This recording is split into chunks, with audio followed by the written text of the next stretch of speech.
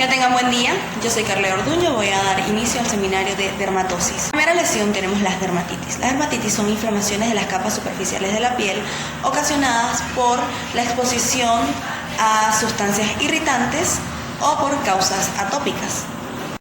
La etiología de la dermatitis atópica va a estar dada por una predisposición genética, además de una alteración de la barrera epidérmica. En cuanto a la epidemiología, tenemos que el 50% de los pacientes que la padecen lo hacen durante los primeros años de vida y un 80% de estos tienen remisiones durante los primeros 5 años. En cuanto a la sintomatología, los pacientes presentan prurito, enrojecimiento, ampollas supurativas y liquenificación. En cuanto al cuadro clínico, esta se prolonga por 6 semanas y puede sospecharse de dermatitis atópica por lo característico de los antecedentes familiares. Continuando con la dermatitis, tenemos la dermatitis por contacto. Esta es una inflamación aguda o crónica delimitada ocasionada por un agente químico primario o también puede ser una reacción de hipersensibilidad. Entre estas tenemos la dermatitis por contacto irritante y la dermatitis por contacto alérgica. La dermatitis por contacto irritante se caracteriza por afectar zonas con piel delgada. Las lesiones pueden variar de eritema cutáneo mínimo a vesículas y úlceras. La dermatitis por contacto alérgica es una manifestación de hipersensibilidad de tipo tardía, mediada por los linfocitos T de memoria en la piel. Esta puede tardar de 12 a 72 horas y en ella el paciente presenta prurito, enrojecimiento, erupción, edema y formación de ampollas.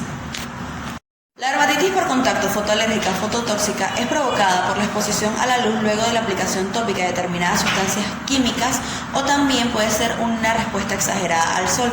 En esta enfermedad observamos la formación de ampollas y de vesículas, además de una tumefacción intensa y el prurito. En cuanto a la dermatitis seborreica, sabemos que es una enfermedad inflamatoria escamativa del cuero cabelludo, la cara e incluso otras partes del cuerpo. Los factores genéticos y climáticos afectan su incidencia. Esta empeora en invierno. Su etiología es desconocida, aunque puede deberse a cambios en niveles hormonales. En cuanto a los factores de riesgo, se conoce que el estrés y el cansancio la empeoran, e incluso la obesidad y el VIH, entre otras. Las manifestaciones clínicas de la dermatitis seborreica se presentan como una descamación difusa, seca o grasa del cuero cabelludo, mejor conocido como caspa. El prurito es variable, aunque hay presencia de pápulas escamativas de color rojo amarillento y estas se observan en la línea de implantación de los conductos auditivos externos, en las cejas, en el puente nasal y en los pliegues nasolabiales. La dermatitis por éstasis es una inflamación persistente en los miembros inferiores de color parduzco, asociado principalmente a la insuficiencia venosa. Las manifestaciones clínicas de esta enfermedad va a estar dada por una inflamación aguda, formación de costras, exudado, la coloración parduzca que dije anteriormente, edema y la presencia de venas varicosas. Dermatitis nubular.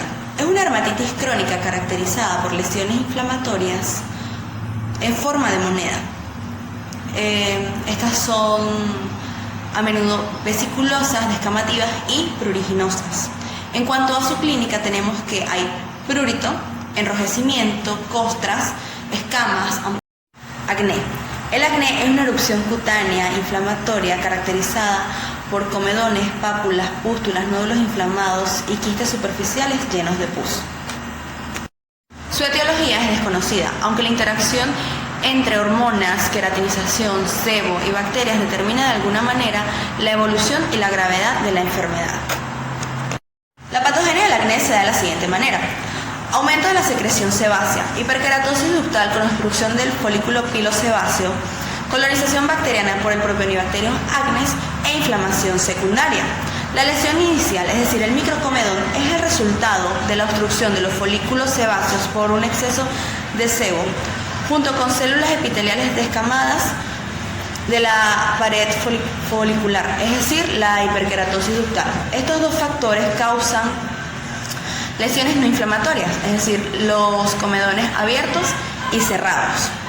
Pero este ambiente es propicio para que el Propionibacterium acnes prolifere, provocando la aparición de mediadores de la inflamación. Mi nombre es Anabel Montilla y continuando con el seminario de dermatopatías, tenemos la clasificación del acné. Vamos a tener dos tipos de clasificación del acné, según su gravedad y según sus tipos. Según su gravedad vamos a tener el acné de grado 1, 2, 3 y 4. El acné de grado 1 se va a caracterizar por presentar lesiones más superficiales. Este tipo de acné también se le denomina acné comedogénico debido a que presenta más que todo comedones. En su número de lesiones vamos a tener que va a presentar de 5 o menos de 5 lesiones inflamatorias, tomando como referencia la mitad de la cara. En el acné de grado 2 se va a caracterizar por la presencia de lesiones a partir de 6 a 20 lesiones inflamatorias en la mitad de la cara. En este tipo de acné vamos a observar lesiones como pápulas y pústulas. Por ende, también se le denomina acné papulopustuloso. Luego vamos a tener lo que es el acné de grado 3 o acné severo.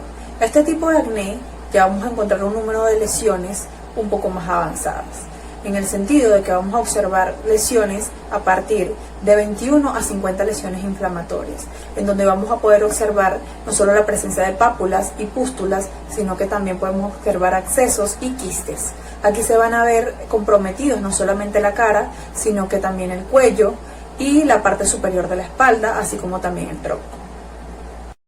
Por último, vamos a tener lo que es el acné de grado 4 o acné severo, también denominado acné conglobato. En este tipo de acné vamos a observar lesiones inflamatorias a partir de 50 lesiones, en donde no solamente vamos a poder observar pápulas, fístulas, pústulas, sino que también se van a notar la presencia de nódulos y abscesos. Este tipo de acné generalmente se desarrolla en adultos mayores de 18 a 30 años y es el acné más severo de la clasificación. Ahora la clasificación del acné según sus tipos. Entre ellos vamos a tener los dos tipos más principales, el acné búlgaro común y el acné rosáceo. El acné búlgaro común suele ser un trastorno que aparece de manera espontánea, generalmente en adolescentes y adultos jóvenes. Este tipo de acné se debe a un trastorno en lo que es la secreción de sebo de las glándulas sebáceas. Este tipo de acné generalmente aparece y desaparece solo y está caracterizado por la presencia de comedones tanto abiertos como cerrados, así como también la presencia de pequeñas pústulas. En sus manifestaciones clínicas vamos a tener que los comedones cerrados aparecen como pápulas blancas de 1 a 2 milímetros de diámetro. Los comedones también suelen estar acompañados de otras lesiones inflamatorias como las pápulas, las pústulas y los nódulos. Por otro lado tenemos el acné rosáceo, que no es nada más que un trastorno inflamatorio que se va a localizar en la zona central de la cara. Este tipo de acné es mucho más frecuente en mujeres, pero es mucho más severo en hombres. Este tipo de acné se va a caracterizar por la presencia de un eritema, telangiectasias y pústulas superficiales. Es un tipo de acné que no presenta comedones y rara vez se puede encontrar en lo que es el tórax y la espalda. Entre otros tipos de acné vamos a tener el acné neonatal, el acné infantil, el acné premenstrual, el acné preadolescente y el acné por cosméticos, que generalmente son tipos de acné que aparecen y desaparecen solos por trastornos hormonales o por alguna reacción química. Ahora vamos a hablar de lo que es la furunculosis. La furunculosis es una enfermedad que va a afectar en lo que es la profundidad del folículo piloso, creando un absceso purulento, ¿sí?, que generalmente va a estar producido por una bacteria denominada Staphylococcus aureus. Lo normal de este tipo de enfermedad es que exista una evolución de nódulo pústula a furúnculo. Su patogenia va a estar dada en que el daño al folículo piloso va a permitir que estas bacterias penetren más profundamente el tejido subcutáneo, agravando dicho trastorno. En sus factores de riesgo o esas personas más predisponentes a contraer un ántrax, que no es nada más que la formación de varios furúnculos, vamos a tener a personas con un sistema inmunocomprometido, así como también personas con dermatitis ya predisponentes, personas con diabetes y otros trastornos que van a ser más propensas a padecer una infección por estafilococos. En sus manifestaciones clínicas vamos a tener que va a pasar a la formación de una pápula eritematosa con nódulos subcutáneos. El nódulo inicial va a pasar a formar una pústula, generalmente con un tamaño de 5 a 30 milímetros de diámetro, con una necrosis central con exudado sanguinolento y purulento, que va a pasar a ser recurrente y molesto, porque este tipo de bacterias tienen la propiedad de colonizar y volver a producir dicha infección y dicha enfermedad. El impétigo. El impétigo es una enfermedad producida más que todo por microorganismos biógenos. Generalmente se le denomina como una enfermedad infectocontagiosa más común de la piel. En su etiología vamos a tener que va a estar producida por dos tipos de bacterias, la Streptococcus pyogenes y la Staphylococcus aureus. En su patogenia vamos a tener que va a depender de la capacidad de los mecanismos de fagocitosis, así como también del estado nutricional del paciente, de la capacidad del inóculo y de la patogenicidad y puerta de entrada del microorganismo. Entre sus tipos vamos a tener el no ampolloso y el ampolloso. El impétigo de tipo no ampolloso va a estar producido por lo que es la bacteria Streptococcus pyogenes. Generalmente este va a originar pequeñas vesículas que se van a romper fácilmente, originando un exudado y posteriormente a este la formación de costras. Por otro lado, el ampolloso va a estar dado por la bacteria Staphylococcus aureus. Este tipo de impétigo generalmente va a producir unas ampollas muy flácidas que se van a producir en lo que es la epidermis superficial. Y generalmente suele aparecer en una piel ya lesionada. En sus manifestaciones clínicas vamos a tener que va a presentar lesiones múltiples con costras. La lesión comienza con una pápula que va a evolucionar con mucha rapidez, en donde las vesículas van a desaparecer y van a dar lugar a una pústula, que se va a romper en un periodo de 4 a 6 días. Este tipo de lesiones se van a manifestar generalmente en lo que son los orificios naturales de la cara y otras partes del cuerpo, produciendo lo que es enrojecimiento, calor, exudación y dolor.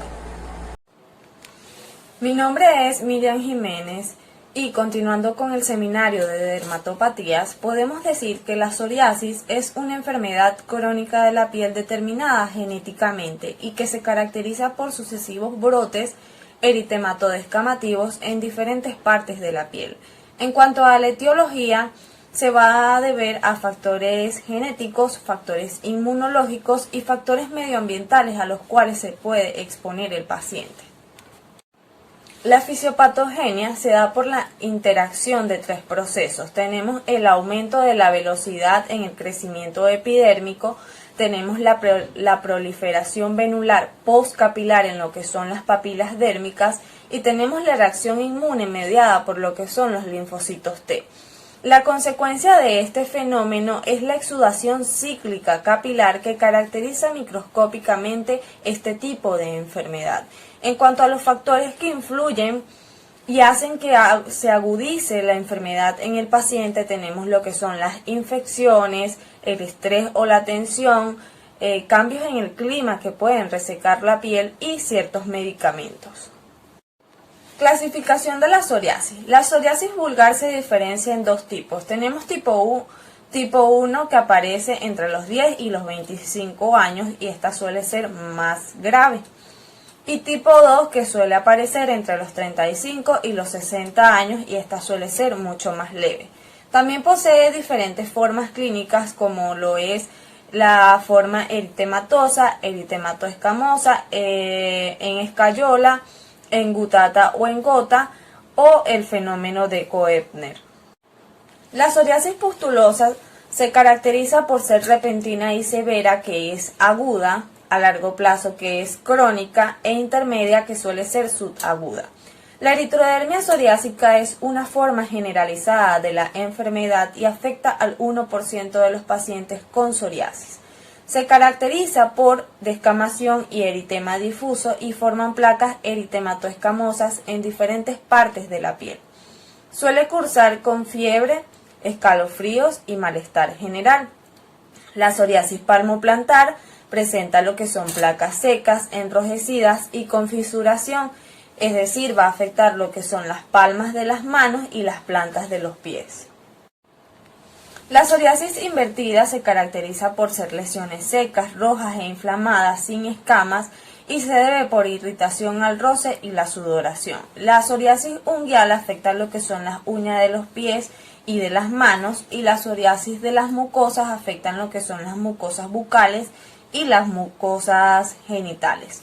La psoriasis del cuero cabelludo y de la cara afecta lo que es en el cuero cabelludo, provocan lesiones escamosas y engrosadas, y en la cara provoca lesiones descamativas. Las tiñas. Las tiñas son infecciones superficiales de la piel causadas por dermatofitos, que son hongos que invaden los tejidos muertos de la piel o sus anexos, como el estrato córneo, el pelo y las uñas. En cuanto a la etiopatogenia, podemos decir que Microsporum, Trichophyton y Epidermophyton son los géneros más frecuentes. Algunos dermatofitos no causan inflamación y si lo hacen, esta suele ser leve. Aunque algunos microorganismos pueden permanecer indefinidamente en el huésped y causar remisiones o exacerbaciones, es decir, las lesiones se pueden prolongar en el tiempo y causar lesiones mucho más graves que se caracterizan por ser ligeramente descamativas y sobreelevadas. Entre los tipos de tiñas tenemos la tiña pedis, que afecta lo que es el tercer y cuarto espacio interdigital y lo que es el arco plantar.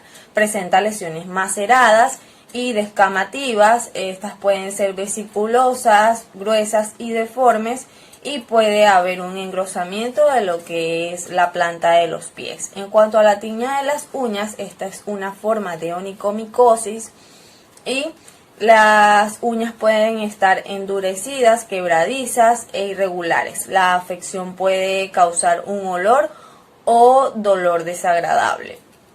En cuanto a la tiña capitis, tenemos que esta es una infección que afecta lo que es el cuero cabelludo, pelo y lo que son los anexos. Va a estar caracterizada por placas eritematoescamosas. También puede presentar puntos negros por la rotura del cabello. La ictiosis. La ictiosis es un trastorno de la queratinización o cornificación de la epidermis que pueden ser congénitas o aparecer durante los primeros años de vida. Se caracteriza este tipo de enfermedad por presentar piel reseca, descamativa e hiperkeratosis extensa y persistente que va a recordar a las escamas de un pez. Se pueden acompañar de un eritema, susceptibilidad a lo que son las infecciones, dermatitis atópica, sordera neurosensorial, afección de los anexos y alteraciones sistémicas neurológicas.